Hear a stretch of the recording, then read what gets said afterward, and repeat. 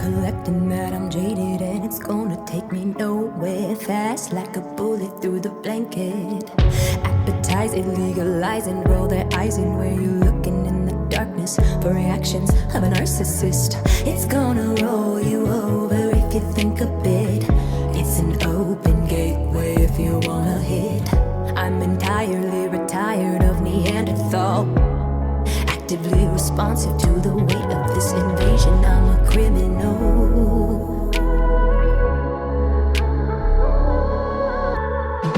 Cause I'm a criminal. Yes, I'm a criminal. Ooh, and I'm coming for ya. Cause I'm a criminal. Yes, I'm a criminal. And I don't want no other. You say I'm dispensable. Criminal. Well, you're gonna be my lover. You say I'm a criminal. So I'm a criminal.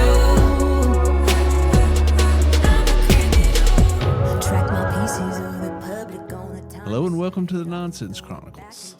This is Doug Sashry, and as always, I am joined by, and once again to my right, Rob Mendiola. hey Rob. How's it going, Doug? It's a good day, man. It's a little gloomy, but it's still a very nice day. Yeah, I'm okay with rain. Yeah, I ran out and got some groceries today. You should have Again. drove. I did. Oh, I thought you ran out. Well, I ran out to my truck Yeah, and ran back. You're a smart ass. It was raining when I left, and it was freaking cold. I'm wearing this really thin shirt, and I felt like I got soaked like quick. Yeah, I don't have enough winter clothes yet. You know, Yeah. all I have is I mean, it's Texas, man. It's like 70 right now. I know. So, and it's January. It makes no sense. It is. But we were able to talk somebody to come out today. Well, it is very symbolic since it's kind of wintry today. It is wintry. Yeah. Winters is coming. Yes, and today And she did. We're joined by Raycheal Winters. How you doing? What's up, Rachel? Hello. Thank you guys so much for having me. Glad to finally have you out. Yeah. How are y'all Thanks for doing? coming. How's your week been? Interestingly good. Yeah. Did you have a good Christmas, New Year's? Yes, it was very good. It was filled Yeah. filled with sick people, man. Yeah, your wife got sick. Yeah, she got sick. We So. were fortunate. My wife had gallbladder surgery for Christmas. Oh, what a Christmas gift. Wow. But it was a gift, though, because it needed to come out. Yeah. Doctor said it really needed to come out. So Yeah. we're fortunate to be able to do that, you know. How was your Christmas? It was good. It was really good. Yeah. Got to spend some lovely quality time with family and Nice. had a great New Year's as well. So Now, is your family, are you from here originally, from the Houston area? yeah. Born and raised. My mother's from Corpus. My dad is from here in Houston. I do have a bit of family out in California, so I didn't get to see them. But pretty much everyone's here in Houston or Conroe. Yeah, it's a blessing to have everyone so close. So Yeah, Yeah. I've always found Houston to be such a transient city. In other words, everybody is usually from somewhere else. But granted, There's a lot of originals, though. well, I mean, the younger you get, I think Yeah. those people. yeah, it's true. A lot of people move here. Yeah, It's a melting pot. right. For sure. Yeah, there's not as many native Houstonians left. Yeah. It's weird, yeah. But where I'm from, I know a lot of people left. So Where are you from, Doug? I don't know. Parts unknown. No, Opelousas, Louisiana, man. Opelousas. Opelousas. But I think that is quite indicative. I moved to the Houston area in '93, and almost everybody I met was like from somewhere else. It was like maybe 1 in 8, 9 people were actually born and raised here. But I think as younger generation, I think that I think you might have some people staying. So Yeah. So we got Rachel out to talk about her music. And All things. all the other things she does. That's right. She's like super busy always. Aw. And always like active.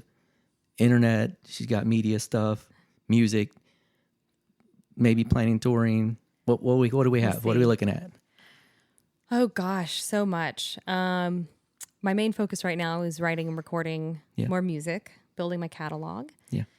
And just building my relationship with my listeners. Like that's really important to me. It's why I do what I do. So You're all in, right? You're always all in. Yeah, 100%. And yeah, like it's not so it's quality over quantity for me.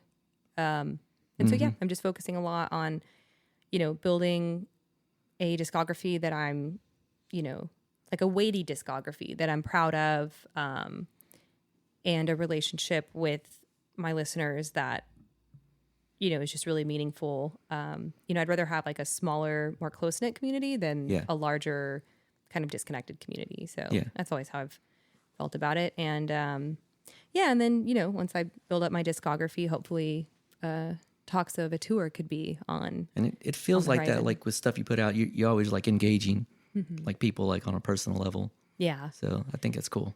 Yeah. That's part of the reason why it takes longer in between releases than I would like, is because I have all these things that I do in between each release to connect with listeners, to connect with like my email and text subscribers.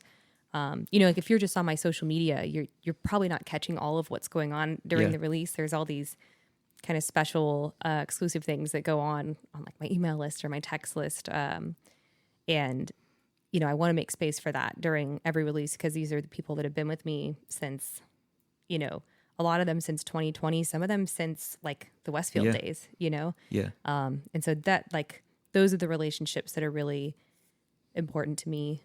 So you're always open like feedback from everyone, right? Yeah. That could be good and bad, I imagine, right? Yeah. I mean, you got to learn what feedback to take. Yeah. I think there's a middle ground you have to find, because you don't want to just let other people, dictate your life, but you also don't want to just run around like, well, I know what's best, and I'm going to tell you as my audience what you should like and what you're going to love. And so, yeah, as my audience has grown, it's been a little easier to tell like what kind of feedback to take and what is just someone's like personal opinion, or what is maybe just someone having a bad day or something like that. Yeah, because you get those people that are always negative, right? And then sometimes it's like it's hard to like sway them, right? I don't get it very often on my email or text list. Usually, if something like that happens, it's somebody's just having a bad day, and 9 times out of 10 they come back less than 24 hours later and they apologize, almost like a friend would. It's like we all have our bad days, but people that are on my like in my closer knit communities, like my email or text list, they're not I'm not typically gonna have haters on there. So, that's a great example of feedback not to take. Like if you are just on my Instagram and you're not a dedicated listener that's been through this journey with me and knows a little bit about, the world of my music and like what I stand for, what I write about, I'm not likely to take your feedback. Yeah. And overall, So, the Houston music scene's pretty supportive to everyone.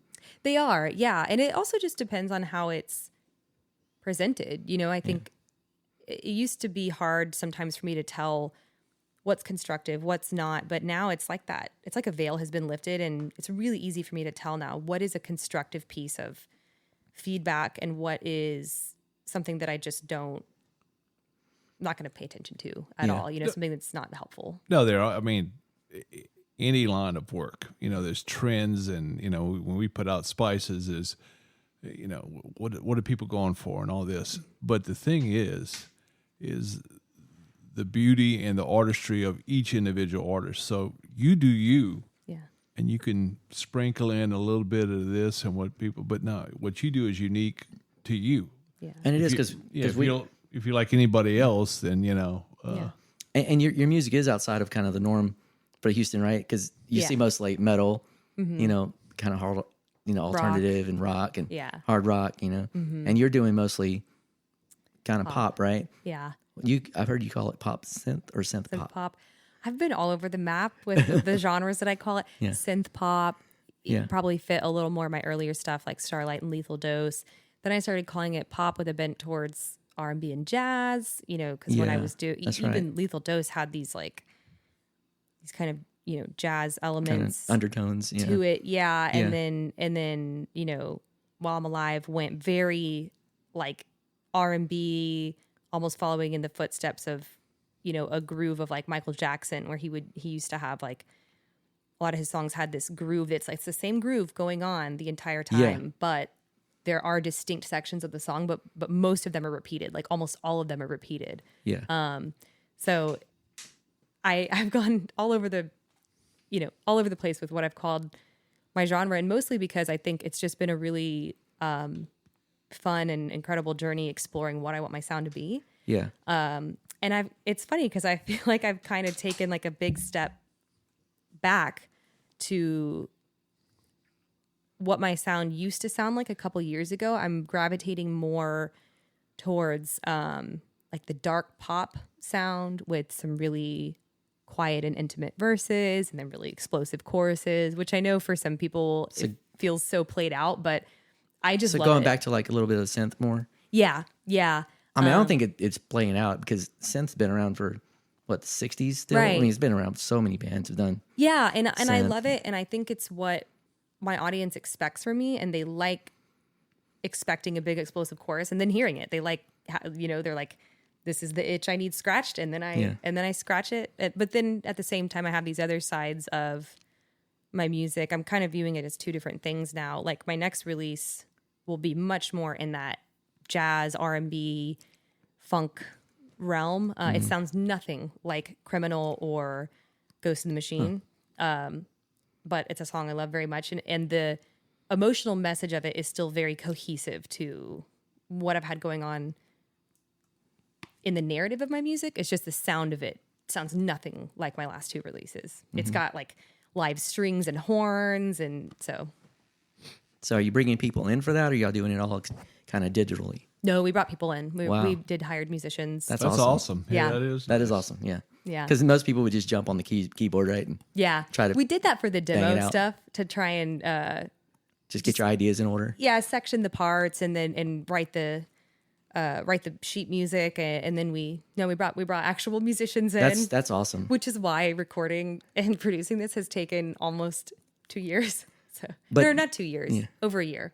But still, that's incredible that you're extending that out to real musicians that are putting their music down too, and getting involved in that. Yeah, Keeping that alive. yeah. It's Live music. I love working with session musicians, Yeah. and I also love the idea of being able to add some of those elements to a live show at some point. Like we can leave it in. We use a combination of backtracks and live instruments when we're live. We can leave it in if we're not able to, but being able to kind of scale up or scale down our live shows to, if we have the budget for it or the time for it, to just add something in like that and actually have like a live sax player, live trumpet, live violin, just would be so cool. So Yeah, definitely. Yeah, I like that. I do really like that in music. It's pretty cool. Yeah. Yeah. When I was younger, I thought it was heresy, but then as I got older, I really liked the different strings. Rob knows the cello is my favorite instrument, period, Yeah. So, but adding that's really cool. And today's you can cut and paste as you need on the size of your venue or where you're playing, and budgetary concerns always. Yeah. Right. Yeah. Yeah. Because I think a lot of the synth bands, from past, probably just use the digital instruments. Yeah. like the Depeche Modes, Erasures, and Yeah. stuff like those. I still have so much love in my heart for like an arpeggiated synth. Like, so in this next release, it's called 4 Minute, and it's, so Ghost in the Machine explores like the push and pull between the dark and the light. Criminal explores like completely just letting the darkness in. You're like, fine, I'm a criminal. 4 Minute is like, reeling it back, and you're like, oh, okay, I went a little crazy for a minute. I'm so sorry. So like narrative wise, it fits in. And I still wanted to have some of those synthy elements. So we've got like an arpeggiated violin in there, and we paired it with this really like eerie sounding synth. And it's, I don't even know how to describe it. If you weren't listening for it the first time, you might not even realize the violin is there. But the coupling of that is something I love exploring that in our music creation. The live and actual session musicians paired with, stuff you would hear in the 80s coming from synthesizers. It's just so cool to me. I mean, even Rush used synth. Yeah. Geddy Lee used the Moog synthesizer. Oh yeah. Yeah, I mean, it just sounds so cool when you can put different tones together. Yeah. And then you feel that go through you. it's like, yeah, it hits right. It's such a fun tool to play with. I truly view it as another songwriting tool. Yeah, it is. Yeah. Yeah. It's an instrument in its own. So what do you think, Doug? I have to. You said you listened to her catalog coming in to the trip? Like I said, I think Criminal, the latest, I was listening to progression of writing and everything. I was like, okay, yeah, I spent it. Like I said, to me, her voice is outpacing her writing right now, which is understandable because she's, it's early in the game. But I think you'll find your right song that you'll find, and it'll be spectacular because I think your voice is fantastic. I think it's cool that you experiment so much with your voice too, though. Yeah. And still, like, you've been doing this for a good while. About 5 years now. Yeah. Yeah, like pretty strong. Mm-hmm. But you're still experimenting with your voice. Like, what kind of things are you doing to like help improve or just kind of see what you're capable of doing? Like, what are you doing? So many different things. So I used to sing pretty much only in my chest voice, or what I guess the pros would call like heavy mechanism. Chest voice and head voice. That's what I call it. And the first thing I did in my vocal development journey was hone in on these different, chest voice, head voice. When do you use each? I've always had a pretty good range with my chest voice. I've been told that I'm able to hit pretty impressive high notes and pretty impressive low notes with that full chest voice. But the reason why I kind of started exploring different vocal tools in my vocal tool belt was when I started getting really serious about recording music, because things sound one way live. When you're so intimately close to a recording microphone in a recording setting, they just don't come off the same way.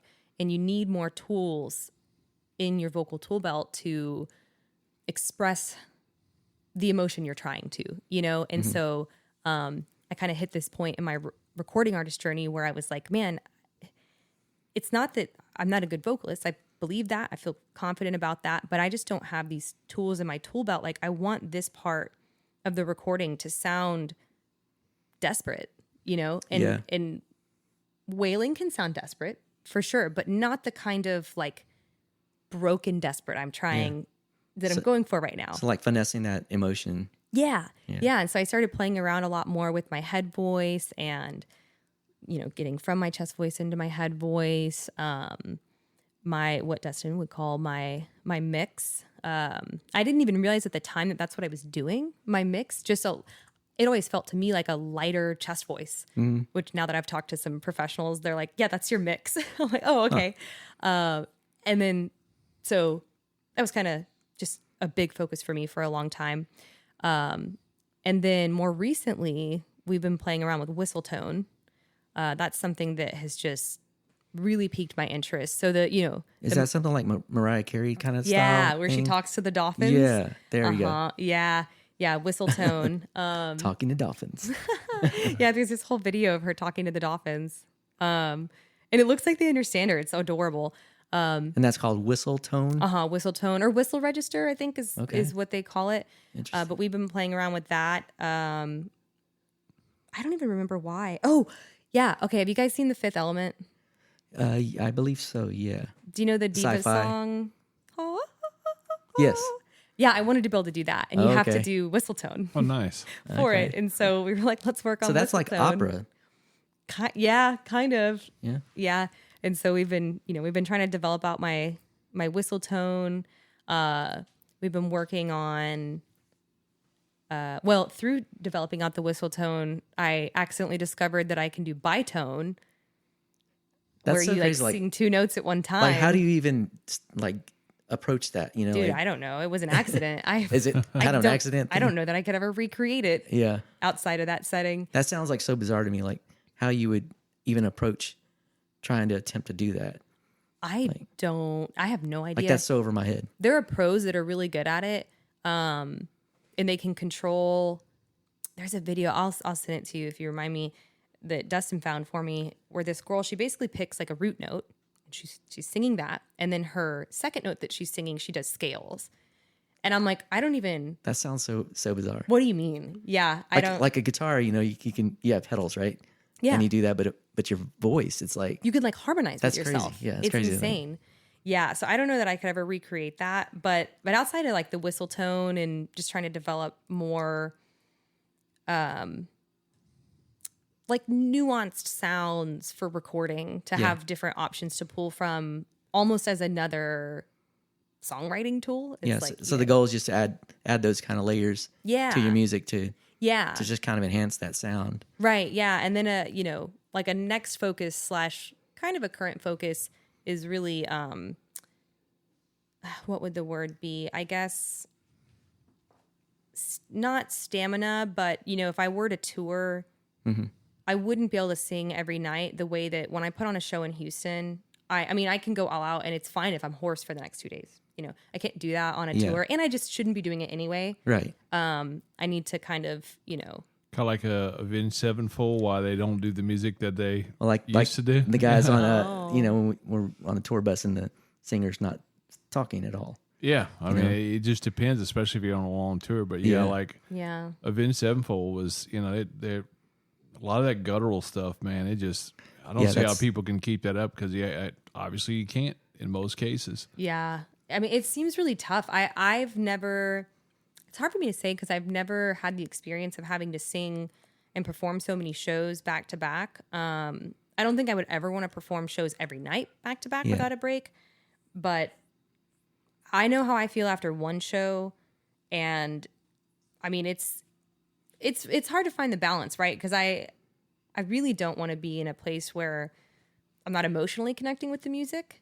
I don't want to just put on a show to put on a show. It's always and about just like have to struggle through it, Yeah. So you could get to that day. Yeah, or just be like so bored, like vocally bored. I find a lot of joy in the vocal challenge and being able to do different things on stage and the performance aspect of it. And so, the connection is always important to me with audience and like the authenticity of, like I really enjoy performing and I don't ever want to not enjoy it. I don't ever want it to feel like, oh, okay, all right, we just got to make it through tonight. Tonight is Dallas and then we're going to get on no, like I don't ever want to feel that way. So I would rather, work now to find a balance of this is healthy for my voice. I can have longevity with this throughout a tour if I maybe in between each show take, a day off, 2 days off, but I'm not sacrificing the emotional side of things and the being able to let myself get completely lost in the performance. And physically, you've changed a lot on stage too, right? You've worked on your physical approach to performing, correct? Yeah. I'm not. It's funny. I feel like I went in the opposite direction. I used to be so. I mean, I was covering every square inch of the stage. Yeah. Well, actually, when I first started performing with you guys with Westfield, I wouldn't even take the mic out of the mic stand. Yeah, we got you from Bodie. Remember Bodie? And that was your first, ever. Yeah, I think I was like too scared to even take the mic out of the mic stand until. But now you're like a different beast. So yeah, it was like randomly. I think it was BFE Westfield. Might have been our first or second show at BFE. I don't remember what it was. If it was just like the headspace I was in, if I was feeling confident, or I think I actually had like a really rough day or something, and I was just like, wow, and I think that's what it was. Yeah, and I was like, I'm gonna get out there and like take some rage out. Yeah. And I took the microphone out of the mic stand, and it was so cathartic. And I made a rule for myself after that that I was not allowed to use mic stands because I was going to use it as a crutch. I knew I would. That rule has since changed. I've brought them back into the picture, but for almost 2 years, I did not perform with a mic stand because I knew that I would like hide behind it. But you were trying to cover more space, being just more energetic. Right. I wanted to hit every like corner of the stage. And you're engaging like your people in the front, and you were engaging down to the audience. It also depends on like what the room is set up like. But I've started focusing a lot now on just the like what that live show looks like from start to finish, and being okay with there being some lower energy moments and how much that can actually add to the higher energy moments. If you have no low energy moments, the high like energy a wave, moments, right? They don't feel as high. Yeah. And so just trying to add different aspects to keep people engaged the entire time, whether that be, talking before a song, which is something I don't do before every song. I try to have something every other song that's just really engaging. Either I'm talking about the song or I'm moving my positioning on stage. Maybe I'm sitting down or putting the mic back in the mic stand. It's going to be an intimate moment, or I'm jumping around or running around, or I'm breathing underwater now. When I have a wireless, when I'm able to, I love to like go out into the crowd and ask people if they know the lyrics. Oh, that's cool. The looks on their faces are always like, yeah. Oh, crap. they're like, no, I don't want to sing. Yeah. I'm like, yeah. Sometimes I'll make people sing. Yeah, I saw a Grace Potter show at House of Blues, and she did that. It was a lot of highs, a lot of lows. Yeah. But it was a cool journey. It felt like, you know. Yeah, it's an art form. Yeah, it was an art form, and her musicians were so good, and they knew when to play and when not to play. Yeah. And it was just perfect. Yeah. The whole thing. It was great. And that's another thing I have like working for me is the musicians I'm gigging with. I mean, they are top notch. Like I'm so lucky to have them. Are they session musicians? They can be. Yeah. I think it's not, well, my drummer, he records, he does session work a decent amount. My guitarist, of whom is also my producer for most of my music, he more gigs than, but it's like, but he's also a producer. So when you're producing, you end up playing your instrument a lot. So like that can be considered session musician. Yeah. So that's Billy McQueen is my drummer.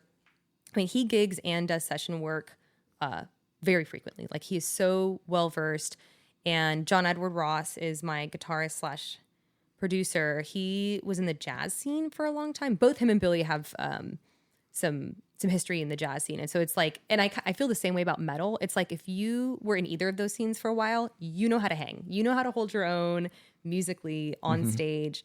And Arthur Atkins is my bassist. He has a history in like the rock and metal world, and he gigs quite frequently. And he's just like personality type is like, he's not going to take good enough for an answer. He like this, I mean, this guy will just like sit there and just work something out over and over again and until he gets exactly what's in his mind. Like I just have some really talented and dedicated people on my live that makes it easy because you know they're going to be there for you when you're doing your stuff, you know? Yeah, they 100% catch me when I fall, which is hard too when you're using a combination of backtracks. Yeah. But they've been able to make it work, and they can cue me back in, or if they have to, they'll stop the backtrack. Like we have not had any major, fumbles. Yeah. So that's good. I'm really grateful for them. Yeah. Yeah. The professionals will keep that going. Oh yeah. They're like, they're pros all the way. I'm like, I get like imposter syndrome sometimes. I'm like, you guys are like way too good for me. Are you sure you want to be playing with me? That's funny. Yeah, jazz musicians are pretty solid. They can pretty much cover anything. Oh yeah. Yeah. Because that's where a lot of drummers get their stuff from. So, yeah. So like putting on shows here in Houston, because you're a pop artist, is it harder to put together shows? I guess harder in what so sense? Like finding a lineup or selling tickets? Or finding a lineup? Are you, well, kind of both. Are you pulling people from Houston, or are you pulling people from outside Houston? Like, what's your approach to that? So finding a lineup, I actually have not found as hard. So it kind of depends. Like, if you're hopping on somebody else's show versus if you're producing your own show, which is typically what I do because I'm a control freak like you. Yeah, I know. Yeah. I actually have not found it all that hard to find people for a lineup. I usually already have a couple people in mind, and most of the time it's people that have reached out to me, been like, hey, I feel like I can bring this kind of pull. I've been following you for a while. I'd love to do something together. Here's why I think our music sounds good together. So that makes it easy. Yeah. Like my last show, my release show for Ghost in the Machine, I played with Brittany Lobus. That's how I found her. She emailed me, like, sweetest person I've ever, even her email was like just dripping in love. I was like, oh my gosh, like I have to know more. And then I listened to some of her videos. I was like, God, the vocals, oh my God. And so like, I guess not to sound like arrogant or anything, but I typically have already had people like reach out that I kind of have in the back of my mind that I'm like, okay, once it makes sense to have another show, like these are the people I'm going to pull from, because also who the person is and their dependability, their attitude, and how hard like they're working for their music career. All of those things are way more important to me than genre. Not that genre is not important, but it's not as high up on the list as you would think. You want to know they're going to put the work in, right? Yeah. Yeah. I want to know they're going to put the work in. I want to know that they know how to be professional on stage, how to, not go like 20 minutes over their time. Yeah.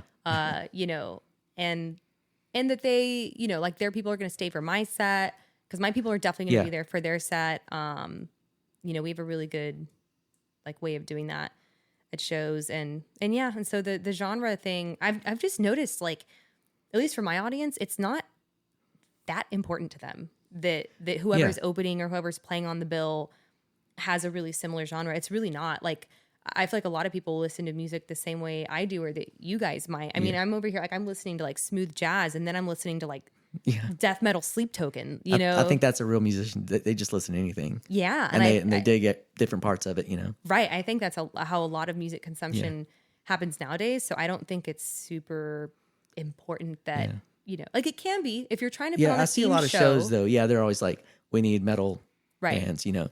Well, it's like there's some stuff that's like, don't mix like country with metal. There's some genres that are like, if you are coming for country music, you really probably are only open to hearing country, maybe some singer-songwriter acoustic, but you're probably not open to hearing double kick pedals, you know? So, you know. Yeah. No, I was listening to you riff because y'all worked together before, so I'm just kind of... Doug's No, I'm just saying the only thing that has bothered me this entire goddamn episode is that mic stand placement, because to keep seeing her, I'm like getting double vision. I know. Yeah. Do you want me to move it? No, we're already past the point. If you want, I can talk, and then I can be like, no, we're past that now. But no, I'm trying to get things in a good space, but it's kind of difficult. We share this space with other people, so Doug, I would love to hear more about like you and your journey, and just any of your thoughts on like the music industry and stuff. I loved chatting with you right before we started. So it's a weird. Doug, you spend a lot of time in Deep Ellum. Yeah, well, you know, which is what, Dallas. Yeah, it was a weird coming back into music, and from a listener standpoint, I had, you know, late 2010, early 2011. Started going up because I had friends in Dallas, and started going to Deep Ellum when, you know, it was a little bit different scene than it was before that, and than it is now. And just made a lot of friends up there. You know, it's just something that's been easy to do in my life, I guess. Is just, you know, I collect people is what I say. And it was maybe a few years before I got down here. CJ Pierce introduced me to John Janash, and then everything else went from there. Yeah. And it's interesting. You know, I've met a lot of fantastic people, great stories. You know, it doesn't really matter, you know, how big or small or whatever, but it's usually the stories. There's something unique. Everybody has something unique about them. Yeah. And that's what I kind of... When he travels, he hits like all these venues. Oh, that's cool. Like cool venues that you hear about. He'll hit all of them, you know, on his route. Nice. Yeah, I have bucket list items that I like to hit, you know, and people, and plus you know, like if I'm working there, if I'm working with our product and stuff like that, and plus we're doing some stuff with musicians. I like to see people that that I've been around before, and like I'll stop in and see them at their place, or maybe at a show. It just depends. Or they stop at his place when they come through. They'll sleep at Doug's house. Yeah, I'll feed them. And Doug feeds him. He likes to cook. Yeah, we do a lot of 2 a.m. feedings. You know, that's so hospitable. Yeah. I saw Sonny Sandoval's coming through. I want to say he's got a book thing. He's coming through in, I don't know, maybe it's February. And I sent him a note. I said, hey, if you need to eat when you're in town, let me know. Because I've fed him before, but I have a few friends that he's much closer to. And Sonny Sandoval of POD. Yeah. And I'm sure that he'll find his way. So, yeah, I'm just kind of trying to get my calendar aligned with everybody else's for the upcoming year. Yeah. You know? And that's kind of how that works. But, you know, the first time that I saw you, was with God dang it, what's her name? Lacey, wasn't it? Oh, the Lacey Sturm show. Yeah. I swear to God, I asked Rob, I said, is she from, he goes, that's my former singer, man. Yeah. Yeah. So I had no clue whatsoever, you know? Yeah. So, and Yeah, so he was there at the show. Yeah. That's why I said you've had to have met him, but maybe not. Yeah. You looked familiar. I thought I might have, but I didn't want to be presumptuous. Yeah. So because I had met Lacey and her husband at was it 19th Pier? 19th hole, maybe? No. With the one like going down towards past South Kemah, whatever. Yeah, I don't know. I don't know those venues out there. It's closed. I know what you're talking about. Yeah. It's closed now, but I had met them out there and her kids and all that and years ago, and I hadn't seen them since. And so yeah, then came in and I saw you at that show. I was like, okay. Yeah. Okay. Yeah, Doug Westcott was the one that recommended my band for that. Shout out to Doug Westcott, amazing musician in Houston. If you haven't, she actually heard thought his we were. stuff, you got to hear it. She actually thought I met Doug Westcott when I told her about you. Yeah. Damn it! There's only a few Dougs. You know? I know. There's Yeah. The cartoon. And we getting y'all all mixed him, up. Me. Hey, you know what I will say though? I've never met a Doug I didn't like. Yeah, that's true. Dougs are good people. You can Doug's just a get good there's a very limited group of us out there. Yeah. Yes. We love Dougs. Yeah, it's but no, music is great. You know, I think it's just it's therapy, it's energy, it's escape. It's so many things for me. You know, so where do you see yourself in 5 years? Dead. No, I'm just kidding. good Lord. You passed the 27 marks. You can't do that now. Yeah. Oh, darn. If I should have just joined the 27 club and I would have been a legend. No, I'm just kidding. It's called Jordan. Yeah. You know, I see myself. Here's the thing, like with my music career, I've always too muched all over everything, which I don't think is necessarily a bad thing. I like too muching all over everything. I think it's not a bad thing. Yeah, I think it's part of what means you're working. Right. Part of what my audience comes to me for. But, you know, like I've struggled sometimes to prioritize turning a profit. I'm like, I'd rather spend, a huge budget on this show to have a really cool experience for my listeners. And I think where I see myself in 5 years is finding a less like neurotic way to run my career and to just have it be a little more calm. Because as I've moved into, as I've aged and moved into like a calmer place in life, I feel like my audience has kind of done that with me, and we're in it together. We like it. I like it. I want more of that calmness in my life without having to sacrifice, how I emotionally feel about my connection to the music and my connection to my audience. And I believe it's possible. I think it's possible for me to run it more like a profitable business. So you'll have to let people help you though, right? Right. You'll have to let I will control. have to outsource. Yeah, that's probably the hard part for you. Mm-hmm. Yeah. Like losing some of that control. Yeah. So you do have that help. Well, and I think what brings me some comfort in that is knowing that.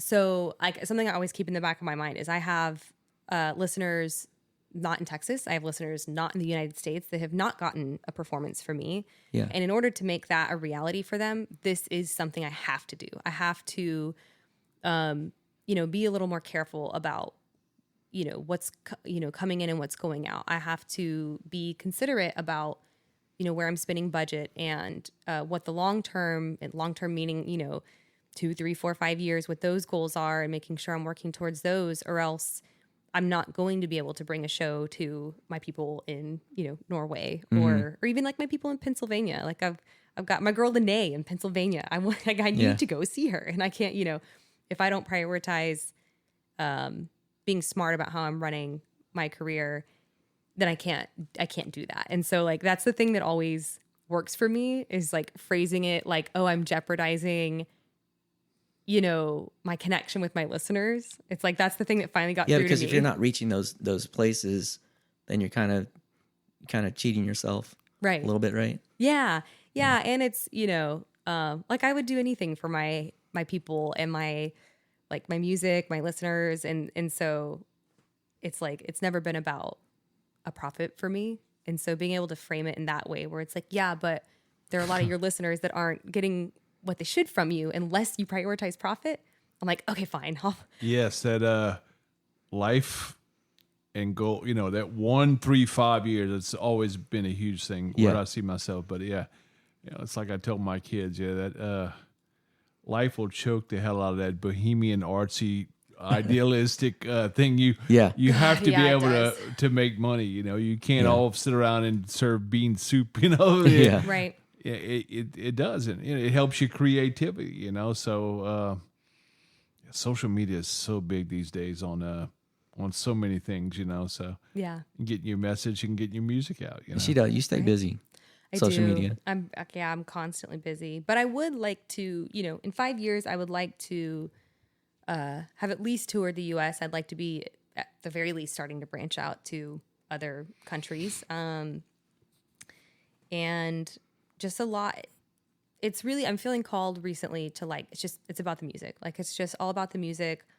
I think I started my career out kind of opposite to how most people would. It was a heavy focus on the marketing. And now that I feel like I understand how I like to approach my marketing a little better, I'm able to take a bit of a step back from that and be like, okay, cool. Now I get to do the whole reason I'm an artist in the first place, which is just focus on the music. Mm-hmm. I've got the marketing in a good spot where I feel like I can manage it. I could definitely use some help, but I can manage it. And now I can just focus on building my discography and exploring all sorts of different sounds. And I've actually got an audience to engage with it and be like, hey, we love this from you, or we hate this from you, or, this is what we're loving about this thing. And that I'm exchanging emails back and forth with on the imagery in my last music video and the hidden little Easter eggs in the end scene and just all these, cool things. And so I'm kind of glad I did it that way because as I'm exploring the creative side of things, it's I'm such a people person. I thrive off of interactions and people. And so it's so nice, even though my audience is still, pretty small, it means the world to me to have those interactions as I'm exploring the creative side of things. It's really special to me. So. You've been working with a lot of photographers lately, right? Or is it just a certain one that you go to? I'm horrible about making sure I've updated photography. So the only reason I've updated photography right now is because Billy, my drummer, Billy McQueen, is getting into photography. Okay. And he asked if I could be his guinea pig. And I was like, absolutely, mutually beneficial. I know you have a great eye. I know that for a fact. Yeah. And I also know that you're a perfectionist and you're not going to send me, anything crazy. And so we've been doing that. And so I've done a couple sessions with him, and I've still got this one session that I'm sitting on that's so good. And it's taken me a little bit to review the photos because I love all of them so much that I'm like, okay, we got to refine. You can't post all of these. You can't post 98 pictures. So let's take a step back. Let's find our favorites. But yeah, so Billy McQueen is who I've been shooting with most recently. For my cover art, I used to shoot with a guy named Phil Nena. He is not in Houston anymore, so we haven't worked together in a while. I believe he moved to Maryland. Great guy, great photographer. Wish I could shoot with him, but just it wouldn't work with the distance.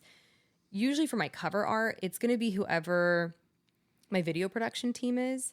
I try to do, to keep the branding and the aesthetic somewhat cohesive. I try to do it all in one lump sum.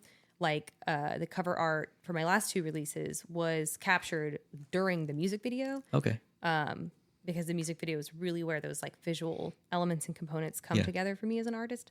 And so I wanted it's already all the lights are already there. Right. Yeah. The scene's set. Yeah. Yeah. Yeah. And so for Criminal, that was my video production team for that was Go Polaris Studios, Jonathan and Jess, they're a duo. And they both are really well-versed in both videography and photography. So honestly, it would be so hard for me to even tell which one of them actually captured the cover art photo because they were both snapping away. So it was one of them, but they're this dynamic duo. And so that was Criminal, all the videography and the pro videography and the photography for that was done by Go Polaris Studios. And then Ghost in the Machine was done, both the music video and the live piano ballad version video were done by Cold Creek Productions. And so that's Charlie and Esteban are the main videographers there, main videographers and directors, and they have a couple other people that help them, and they actually have like a photographer that they contract. So they don't personally do the photography. There's a guy named Frank Anthony. He was the photographer that they contracted in. They gave me like a package deal. And so he's doing stills while they're doing video. Is that what you're saying? Yeah. Well, it wasn't able to work out so much that way. He did some stills while we were doing video, but we did actually kind of have to be intentional about, let's stage this for photography. Yeah. Because, even Frank would be the first to tell you, it's like those like candid in the moment shots when you're doing professional photography, like they just kind of weren't like looking the way you would want them to look, especially my face. Cause I have a really hard time like getting control over my face. And like, I was like not looking cute. And I was like, all right, we gotta make this intentional. But yeah, so I have worked with a decent amount of photographers, and that's cool. Yeah, I love them all so much for like different reasons. So yeah. Well, cool. Yeah. What's next? What is next? So 4 Minute will be my next release, which nobody has known until now, and or if you are someone that actively hunts out my Easter eggs, you would know the day that the Criminal music video was released, because there isn't a hidden Easter egg in there that tells you. I like that. That's a cool little interaction with your listener. That's nice. Yeah.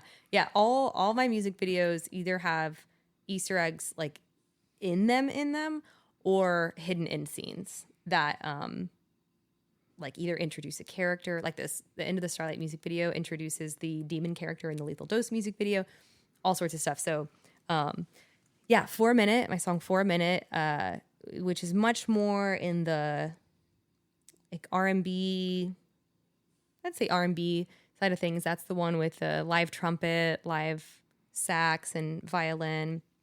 That will be my next release. I'm working on another song called, I'm not sure if I want to give the title away. I guess I won't give the title away, but it's more, again, it's like, oh my gosh, none of my stuff like sounds the same. Like I have such a hard time boxing myself in. I know a lot of artists feel that way. It's much more, it's a little more, I don't want to say generic, but I've been thinking a lot about sync placement recently. And the thing that has come to my attention through my research is that the way that I write is way too specific for sync. Nobody would ever place my stuff because like I'm like the wording in the lyrics I use are so specific that it's like 4 Minute has a lyric about here's a cookie. Wait, you want two? It's like any movie or ad or wherever where you're placing that would have to have a cookie on screen or it wouldn't make sense. And so, so you're looking for something that can be interpreted without being so direct. Yeah, which is like a new thing for me because I've always tried to be very like, when I first started writing, I used to write much more in the style of what I'm now learning would work better for sync. I quickly pivoted because some of my favorite artists, you know, they always had these visual elements. Like Halsey's so good about that. She's talking about like, you know, like a downstairs apartment, like the, you know, hole in the wall, the like just all these visual elements. Or using more like metaphors stuff, you know, like metaphorically speaking. Right. And so I would use I would use wording and lyrics that are just very, they provoke like a visual image in your head. Yeah. And then now that I'm starting to research the sync world a little more, because I'd just love to learn more about it and maybe, you know, see if that's an avenue that I would like to be in. I'm learning that kind of writing is like, it just doesn't work for sync. You can't be so specific in your lyrical writing. So the next one I'm working on right now actually did not start out as a sync thing, but I was like, let's see if we could pivot it. And I am actually feeling like the lyrics are still going to be a little too specific. But this like sound wise, it's much more in that like pop radio sound. I'm kind of wanting to explore more, what's the word? Like less experimental sounds, I guess, because I I'm able to do that at any time that I want with my producer that I'm with now, and with some of the other producers I've branched out and worked with. And so I feel really good about having a creative space for that. But now, like, I'm always someone that's like, I got to know how to do everything and like learn everything. And the thing I feel like I do not know how to do is write in that radio pop formula, you know? And you're talking like something like that's going to have like a hook almost immediately. Yeah. Or something that, you know, I think it's similar, like the radio pop formula and the sync pop formula. You know, like no more than this time in the intro, and then it is like, I don't know exactly what it looks like, you know, but there is like a formula to it. Yeah, you formula. Yeah, or if your song is going to chart or something, like it has to follow this specific format, or 3.33 minutes. right. Yeah. And so I'm just interested in exploring those things, even down to the BPM. Like when you look up a lot of, you know, pop radio songs or songs that have charted, they're in a really similar BPM range, like somewhere around the 120 mark. And so all your Dua Lipa stuff. Yeah, exactly. And so that's something, because I feel like I've always naturally leaned more towards the experimental side. It's a challenge for me, and I want to like tackle that next. I'm like, I want to make something that's like, just, I don't know, so like widely received, you know? So I think more on the commercial aspect. Yeah. And then I already know that I will very quickly go back to the experimental side of things because I love it so much. But right now, the commercial aspect of things feels like this big monster that's like, you don't know how to do it. Yeah. And so I'm like, well, I'm going to figure it out. Yeah, that's cool. Yeah. Yeah, it seems like you're having a fun journey. It is. Getting it's a journey. Very, very scientific, very experimental. Methodical. Yeah, I like that. That's You have to be. You have to get creative with what you're doing. That way you keep people interested, and you keep yourself interested too. Yeah. Or else you'll get bored and burnt out, and you're just like, there's nowhere to go, right? Right. But you're looking at all these spaces to get into. Yeah. So that's cool.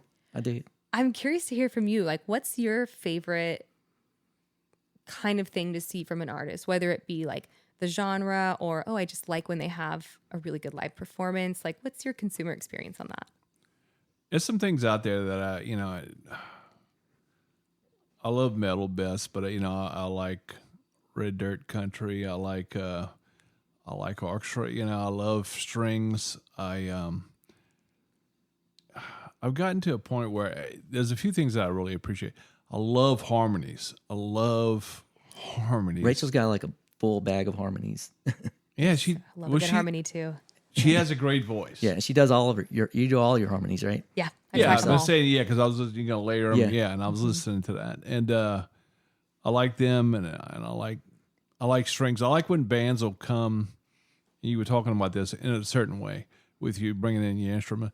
They'll record something, but I like them coming back and doing something with strings or something like that. I think that is really cool. Yeah. Also, I like, it's very nerdy, but I like catching like the Boston Pops when they're touring and catching them playing like the music of John Williams, like all his movie stuff was so cool to see that. And we have a great orchestra in Houston, that we do. They do stuff like that all the time. In fact, they have a series they're running right now, which is really great. So, all those little things. That's kind of, it's that, and like I said, that and the just catching stories. I told this a long time ago about seeing friends of mine playing in Wisconsin, and it was raining. I'm like, how the hell are you not getting electrocuted? He goes, well, the only way you get electrocuted is when your studs that and your lip like get too close to the mic and draw you in. That's the kind of weird stuff that just kind of I just have oddball questions like that. But no, musically I'm a little bit here and there, depending on what I need, what suits me. Yeah. If I'm working out, I want something but when I start out, and oddly enough, on Sundays, when I'm listening to music on Sunday, and this is, I usually start my Sunday morning listening with the song Sunday Morning, Coming Down that Chris Christopherson wrote, and Johnny Cash and everybody. But I like a very slow pace, just very in the morning. Eagles, peaceful, okay. Peaceful, easy feeling.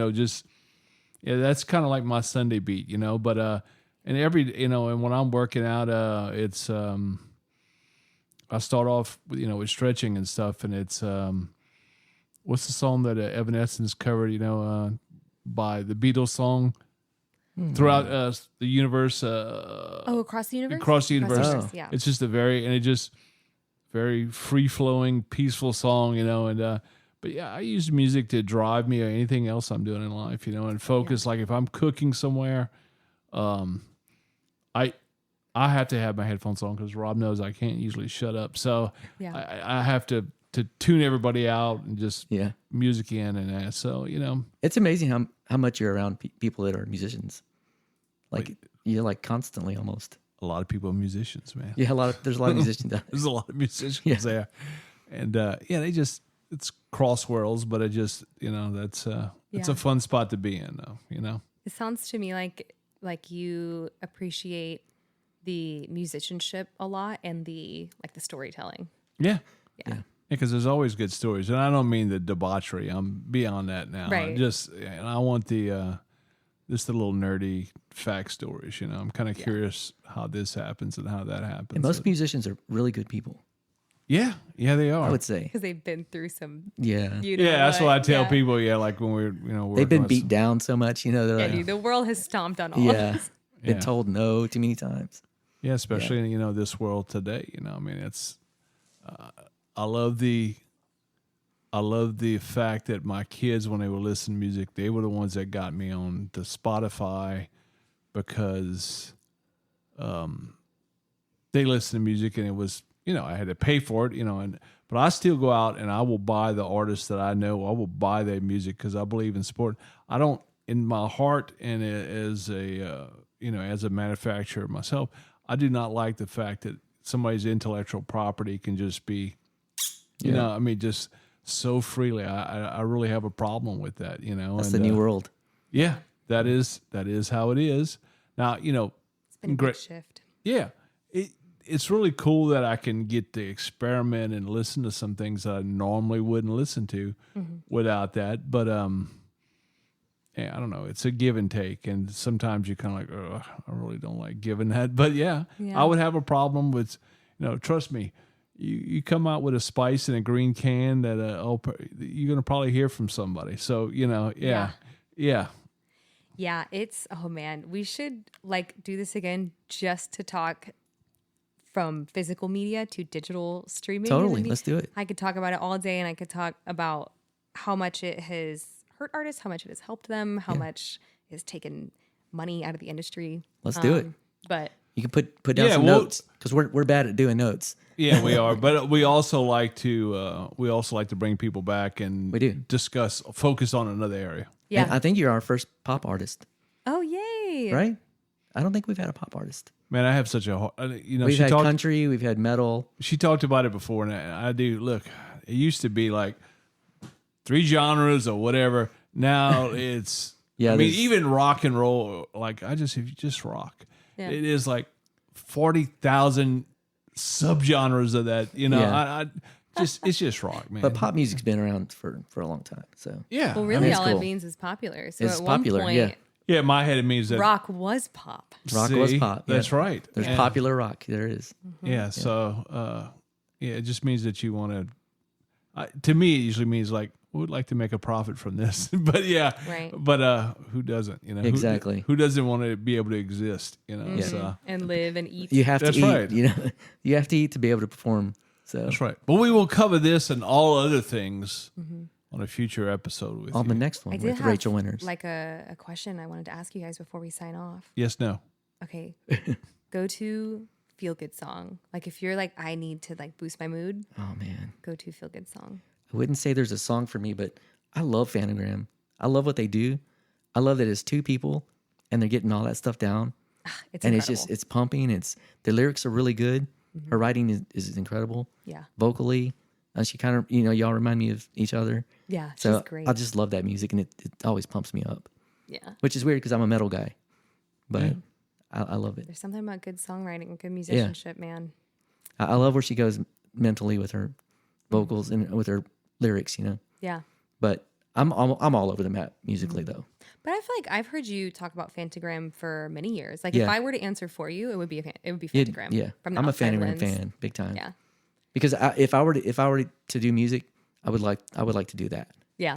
You know, versus metal, because I've been there, and I can play it, I can do it, but there's something about all that, and it's like two people just creating that It's impressive. that chaos, you know, that's just beautiful. Yeah. So it's cool. What about you, Doug? It's kind of like I explained before. It just depends on what mood I'm in. You're all over the map too. Yeah, what escape, you know. And I have, you know, whether I'm going to go hide in metal or if I need to just clear my brain, if just something just is like putting a knife under my shoulder blade, and I just need to. There'll be something I hide in. Sometimes, but I know, like me and you, like sometimes we'll say something and it'll remind us of a song.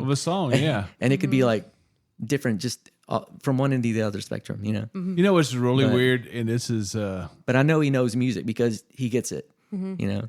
They I have a guilty pleasure movie I love. I love the movie, and it just I love that watching Maid of Honor. Have you ever seen that movie before? Yeah. And I love that entire soundtrack, which is a lot of music that you would not think that I would listen to. Okay. But it is. I love the entire. That's what actually got me into Oasis, and I would have never listened to it. Well, like for me, like Stigmata, that soundtrack is so cool. Stigmata. Yeah, I know the. You know, I've never seen. But I've never seen the movie. Oh man, it's even though really I love the main actor, and but I'm gonna have to now. I have to get into both of them. And Billy Corgan, I think, had a big play on that soundtrack. So if you're interested, check it out. It's really good stuff. Okay. And Billy Corgan is he's awesome. Smashing Pumpkins lead. Oh. McCullough's over there. Yeah.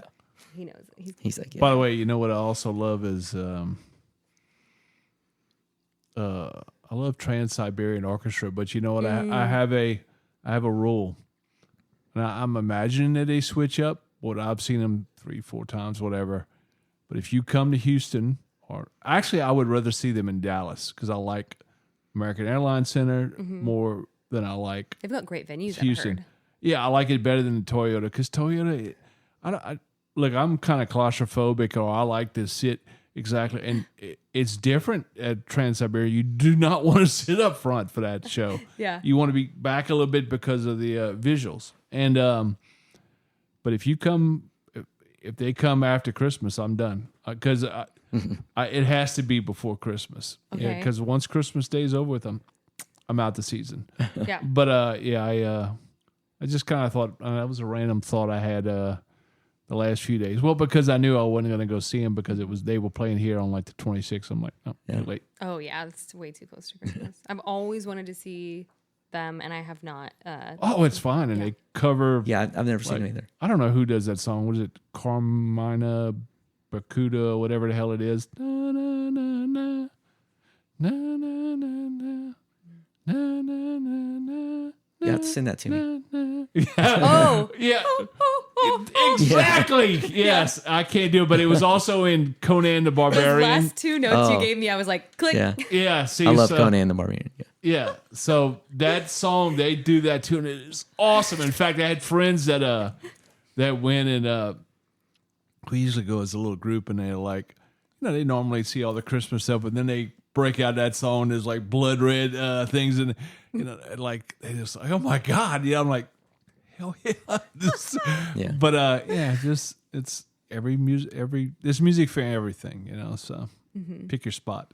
But before we cut off, we have to give us some socials. Give us how to listen to you and where to find you on social media. Yeah, so my name everywhere, all social media and all streaming platforms is Raycheal Winters, RAYCHEAL space. Yeah. WINTERS. Yep. Yes, she is the RAY Raycheal. Yep. Yeah. Raycheal with a Y. EAL, not AEL. EAL. Yeah. Yes, it is different. Yeah. You could also just search Ghost in the Machine Winters or Winters Ghost in the Machine if you can't remember how to spell my first Raycheal, name. Yeah. The search engine. Or you can just hit rewind 10 seconds or 15 seconds, whatever it is on this. Yeah, but like if I listen to a podcast and somebody shouts out an artist, chances are I'm going to think of them like 3 days later when I'm deep cleaning my kitchen and I'm like, oh my God, what was it? I know that's why I have to spell do it? it. I have to do it immediately because if I don't, Yeah. then it's If I do it immediately, I'll drive into a ditch because I'm usually driving. Yeah. So you're doing TikTok, you're doing Instagram. yeah, TikTok, Instagram. I'm most active on Instagram. But Instagram, TikTok, Facebook, YouTube Shorts, well, just YouTube in general. Not super active on Twitter anymore. no, Or same. X now that it's Yeah. changed. All streaming platforms. I'm very active on my email list and my text list. So if you're someone that likes to have that one-on-one discourse with an artist or a creator, those are going to be your main ways to reach me. Like on my morning to-do lists, it goes texts, like respond to texts, respond to emails, respond to comments. Like I'm in DMs. Like I'm getting back to those, You're to my subscribers first. You're very focused on your interaction. That's good. She's very Yeah. focused, yeah. It's I'll like say the whole that. reason I do what I do. I have no interest in like having a music career where I just put something out and then I'm like not responding to comments. It feels like, I don't know, or responding to people. It feels like somebody coming up to you in person and being like, "Oh, I love your music." And then you're just like, It takes a lot of time though to do that though, right? like, You do devote a lot of time to that though. oh yeah. Yeah. Yeah. That's why It's it takes kind a of while luxury, yeah. for me to release stuff. Cause I do have all these kind of interactive back and forth experiences that go on for every release, which I'm trying to refine now. Yeah, and just try to keep it to a few, because the same way that my dedicated listeners like those interactive experiences, they also like new music. So Yeah. Well, we're looking forward to your new music yeah, coming out soon. yeah, Yeah. Yes, please go and find Raycheal Winters. That's RayCheal. That's right. Winters. yeah. Everywhere. Social media. You probably plenty of stuff on YouTube. You can and hunt for Easter eggs on my website. That's right. In fact, RaychealWinters.com. now that you've told me that, that's actually going to be a deal of mine. So yeah, He's going to do it now. I will be on that. He might be in a ditch later. Oh no! That very much is true. Don't do it Could while be you're driving. possible. But anyhow, please like and subscribe her stuff. Like and subscribe us, the Nonsense Yes. Chronicles. And thank you for listening this week. And we are out. Later.